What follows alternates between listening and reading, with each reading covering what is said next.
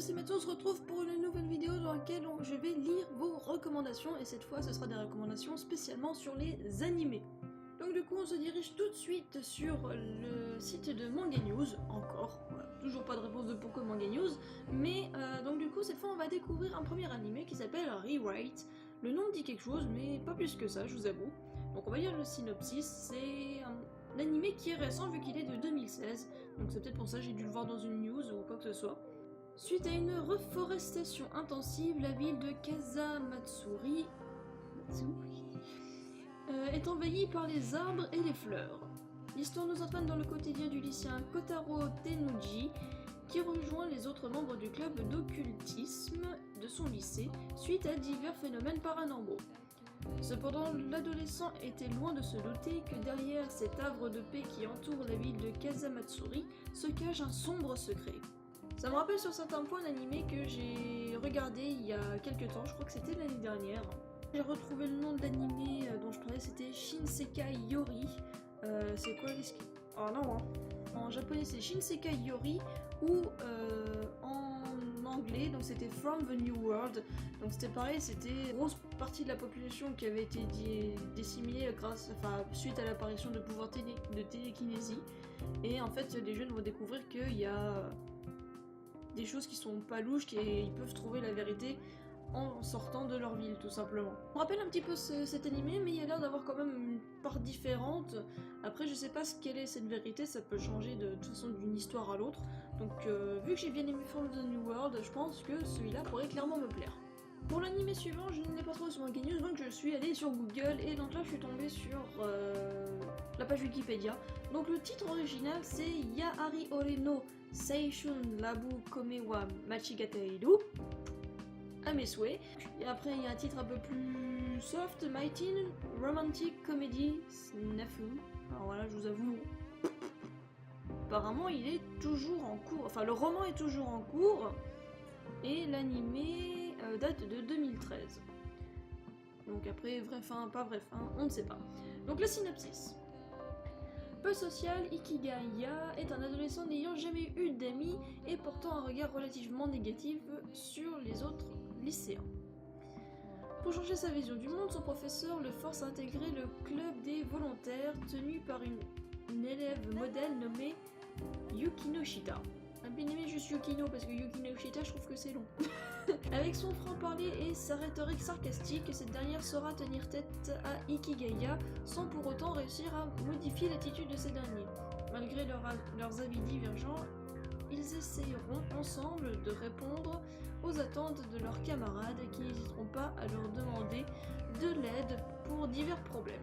En fait j'ai l'impression que ça donne pas beaucoup d'informations, donc je sais pas si c'est cette page là qui donne peu d'infos, parce que là vraiment je me demande c'est quoi le rapport entre la comédie comme on peut voir dans le titre et le club. Donc là je suis allée sur un autre site, comme ça en même temps vous pouvez voir les personnages et donc là on peut voir donc une suite. Hachiman fera-t-il partie des brebis galeuse remises sur le droit chemin par Yukino? Donc là c'est déjà Yukino, c'est plus Yukino Shita. Ou bien cette comédie sentimentale adolescente tombera-t-elle à plat comme le jeune homme s'y attend? Donc déjà ça donne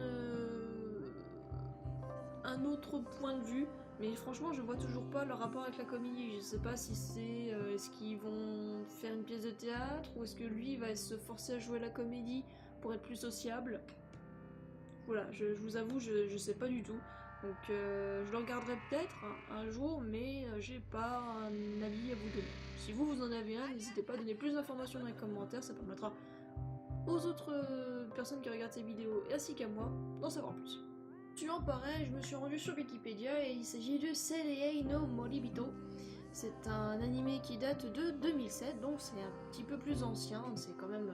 ça fait 9 ans, presque 10, 9 ans et demi, voilà. Tous les 100 ans, un esprit marin sacré pond un œuf avant de mourir, œuf qui est placé au sein d'un être vivant.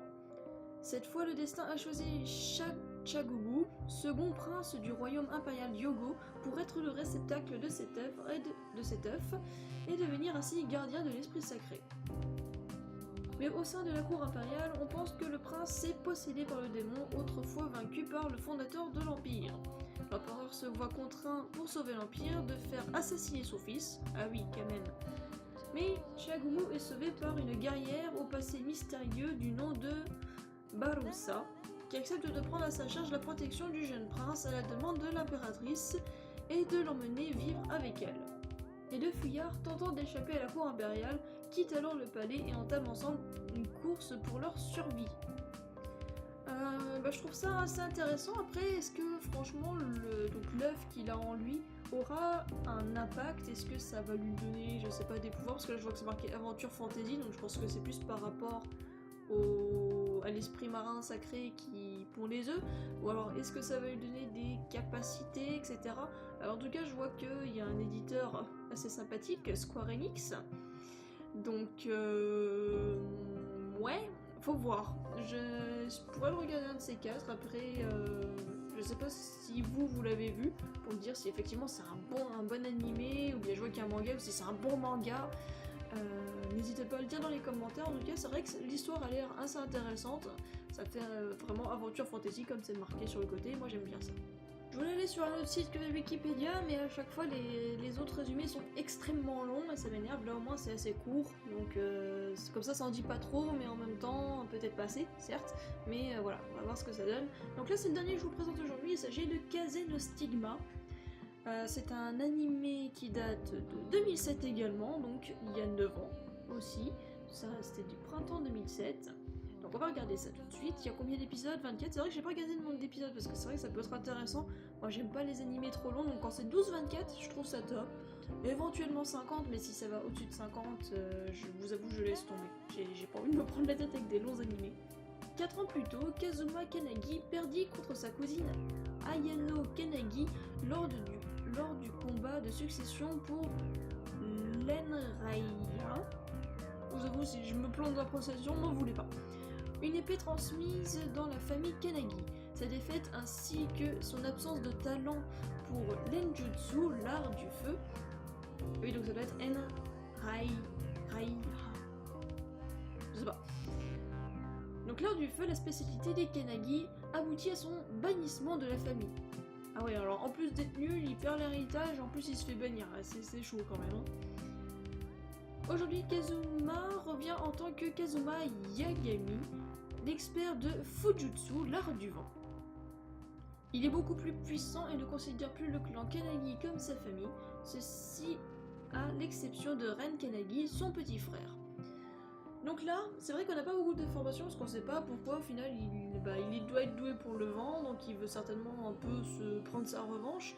Après, est-ce qu'il fait ça dans un but totalement personnel? Est-ce qu'il veut récupérer son héritage ou est-ce qu'il veut plutôt récupérer l'affection de son petit frère? Il a peut-être perdu aussi la fierté qu'il avait, peut-être que son petit frère n'avait plus de respect pour lui, tout simplement.